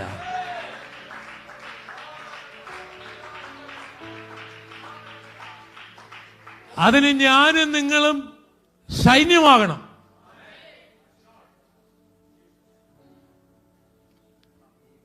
എഫെസ്യ ലേഖനം 6-ാം അധ്യായത്തിൽ നമ്മൾ വായിക്കുന്നു, നമുക്ക് പോരാട്ടമുള്ളത് ജഡരക്തങ്ങളോടല്ല, വാഴ്ചകളോടും അധികാരങ്ങളോടും സ്വർലോകത്തിലെ ദുഷ്ടാത്മസേനകളോടുമാണ്. അതിനെന്ത് ചെയ്യണം? സൈന്യമാകണം. സൈന്യമാകണമെങ്കിൽ ഉണങ്ങിയ അസ്ഥികൾ അടുക്കണം, ത്വക്കുണ്ടാകണം, മാംസമുണ്ടാകണം, രക്തമുണ്ടാകണം, ജീവനുണ്ടാകണം. പോരാ, സത്യമെന്ന അരക്കച്ച ഉണ്ടാകണം. സമാധാന സുവിശേഷത്തിന്റെ ചെരുപ്പ് കാലിലുണ്ടാകണം. വിശ്വാസത്തിന്റെ പരിചയമുണ്ടാകണം. വചനമെന്ന വാളുണ്ടാകണം. രക്ഷയെന്ന ശിരസ്ത്രമുണ്ടാകണം. നീതി എന്ന കവചമുണ്ടാകണം. ഇങ്ങനെയാണ് യുദ്ധം ചെയ്യേണ്ടത്. എങ്ങനെയാണ് യുദ്ധം ചെയ്യേണ്ടത്? എഫെസ്യ ലേഖനം 6:12 മുതൽ എഴുതിയിട്ടുണ്ട്. വീട്ടിൽ ചെന്ന് വായിച്ചാൽ മതി. ജീവൻ പ്രാപിച്ചാൽ മാത്രം പോരാ, ഒരു പട്ടാളക്കാരന്റെ യൂണിഫോം ഉണ്ടാകണം. അത് AK-47 അല്ല, അത് ബോംബുകളല്ല. രക്ഷയെന്ന ശിരസ്ത്രം തലയിൽ, രക്ഷിക്കപ്പെട്ട ഒരു ഉറപ്പവനുണ്ടാകണം. ഹല്ലേലൂയ. നീതി എന്ന കവചം ഈ ചങ്കിനെ മറയ്ക്കണം. സാത്താന്റെ തീയമ്പുകൾ ഈ ചങ്കിൽ കൊള്ളാതിരിക്കേണ്ടതിന് സ്നാനപ്പെടുന്ന വേളയിൽ യോഹന്നാൻ തടസ്സം പറഞ്ഞപ്പോഴും യേശു പറഞ്ഞത്, ഇങ്ങനെ സകല നീതിയും നിവർത്തിക്കേണ്ടത് നമുക്കുചിതം. നമ്മുടെ ജീവിതത്തിൽ നീതി എന്ന കവചമുണ്ടാകണം. ദുഷ്ടന്റെ തീയമ്പുകൾ കൊള്ളാതിരിക്കേണ്ടതിന്. പോരാ, സത്യമുണ്ടായിരിക്കണം. പറയുന്നത് സത്യമായിരിക്കണം. ദൈവം സത്യം ഇഷ്ടപ്പെടുന്നവനാണ്. സത്യമെന്ന അരക്കച്ച ഉണ്ടായിരിക്കണം. അത് മാത്രം പോരാ, കാലിൽ സമാധാനത്തിന്റെ സുവിശേഷം. ആ ചെരുപ്പമിട്ട് അവൻ താഴ്വരയിൽ പോകണം. ആ ചെരുപ്പമിട്ട് അവൻ അസ്ഥികളുടെ ഇടയിലൂടെ നടക്കണം. ആ ചെരുപ്പമിട്ട് കർത്താവ് പറയുന്ന വചനം അവൻ വിളിച്ചു പറയണം. തീർന്നില്ല, അവന് വിശ്വാസമുണ്ടാകണം. ആ പരിച പിടിച്ചുകൊണ്ട് വേണം സാത്താന്റെ വാളുകളെ തടയാനായിട്ട്.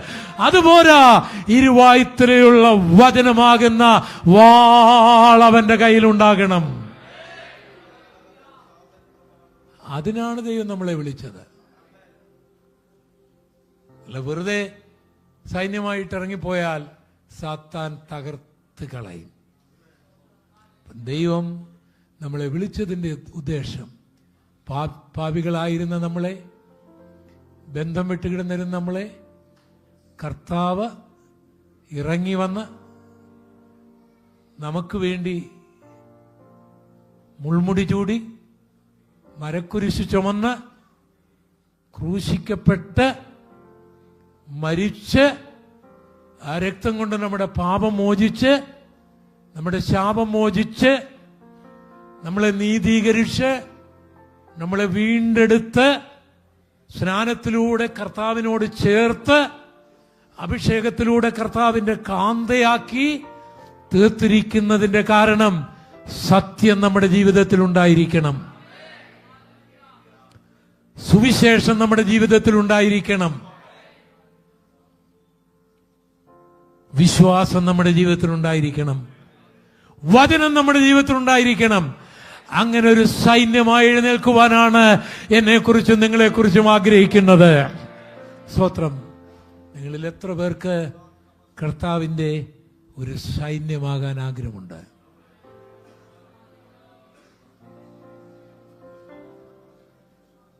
ഞാൻ പറയാതെ തന്നെ നിങ്ങൾ കരമുയർത്തി കഴിഞ്ഞില്ലേ? നിങ്ങളുടെ ആ നല്ല ആഗ്രഹത്തെ മാനിക്കട്ടെ. ആ ഉയർത്തിയ കരങ്ങളുമായിട്ട് ഒരു നിമിഷം ഒന്ന് എഴുന്നേറ്റ് നിന്നാട്ടെ. ഞങ്ങൾ ദൈവത്തിന്റെ ദാസന്മാർ പറയുന്ന വചനങ്ങൾ വിളിച്ചു പറയുകയാണ്. ബാക്കി കാര്യം കർത്താവ് ചെയ്യും. കാറ്റിനോടെന്ന പോലെ, അസ്ഥികളോടെന്ന പോലെ ഞങ്ങൾ വചനം പറഞ്ഞുകൊണ്ടിരിക്കുമ്പോൾ കർത്താവ് ചില കാര്യങ്ങൾ ചെയ്യും. എല്ലാവരും ഒരു നിമിഷം ആരാധിച്ചു കൊണ്ടിരുന്നാട്ടെ. നീ ഒരു ഉണങ്ങിയ അവസ്ഥയിലായിരിക്കാൻ ദൈവം ആഗ്രഹിക്കുന്നില്ല. അകന്നു മാറിക്കിടക്കാൻ ദൈവം ആഗ്രഹിക്കുന്നില്ല. നീ ഒരു സൈന്യമാകാനാണ് ദൈവം ആഗ്രഹിക്കുന്നത്. എല്ലാവരും ആരാധിച്ചു തുടങ്ങാക്കട്ടെ. ആ കാറ്റൊന്നടിക്കട്ടെ. ആ ഞരമ്പിന്റെ മേഖലകളില്, അസ്ഥിയുടെ മേഖലകളില്, മജ്ജയുടെ മേഖലകളില് സ്വർഗത്തിനും ഭൂമിക്കും നാഥനായ യേശുവിന്റെ അധികാരമുള്ള നാമത്തിൽ സാത്താൻ കൊന്നതും സാത്താൻ ചിതറിച്ചതും സാത്താൻ ഉണങ്ങിക്കളഞ്ഞതുമായ അസ്ഥികൾ തമ്മിൽ അടുക്കട്ടെ. യേശുവിന്റെ നാമത്തിൽ അടുക്കട്ടെ. അതിൽ മാംസമുണ്ടാകട്ടെ. യേശുവിന്റെ നാമത്തിൽ ഞരമ്പുകൾ ഉണ്ടാകട്ടെ. ത്വക്ക് പൊതിയട്ടെ. ജീവനുണ്ടാകട്ടെ.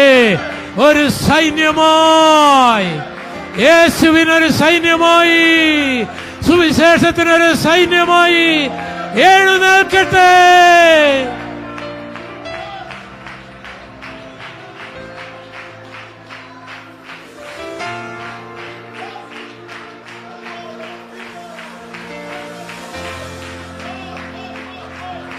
Hallelujah.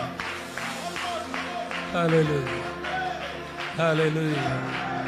Hallelujah. Hallelujah.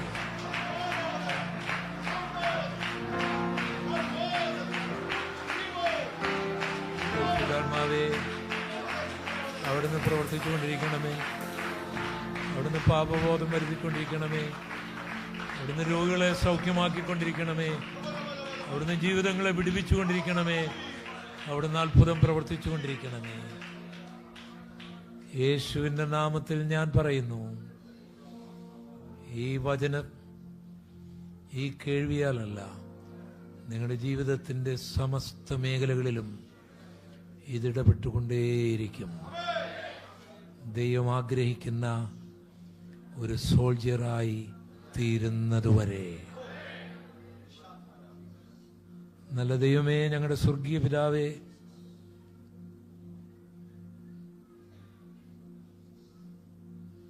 അങ്ങയുടെ അഭിഷിക്തനെയും സഹപ്രവർത്തകരെയും ഇവിടുള്ള അങ്ങയുടെ മക്കളെയും ദൈവകരങ്ങളിൽ ഏൽപ്പിക്കുന്നു. യേശുവിൻ്റെ രാജ്യത്തിനു വേണ്ടി ഒരു സൈന്യമായി ഈ പട്ടണത്തിൽ മാത്രമല്ല, നിന്റെ രാജ്യത്തിന്റെ വ്യാപ്തിക്കായി നിന്റെ കുഞ്ഞുങ്ങളെ അനുഗ്രഹിച്ച് ശക്തീകരിച്ച് ദൈവിക ഉദ്ദേശങ്ങൾ പൂർണ്ണമായി നിറവേറുവാനിടയാക്കണമേ കർത്താവേ. ഇപ്പോൾ അവിടുത്തെ ആണിപ്പോഴുള്ള കരം നീട്ടി രോഗികളെ സൗഖ്യമാക്കണമേ. എല്ലാവരും ആരാധിച്ചുകൊണ്ടിരിക്കുക. മരുന്നുകൾക്ക് കഴിയാത്തത്, ഡോക്ടർമാർക്ക് കഴിയാത്തത്, യേശുവിന്റെ നാമത്തിൽ രോഗസൗഖ്യം ഇപ്പോൾ നടക്കട്ടെ.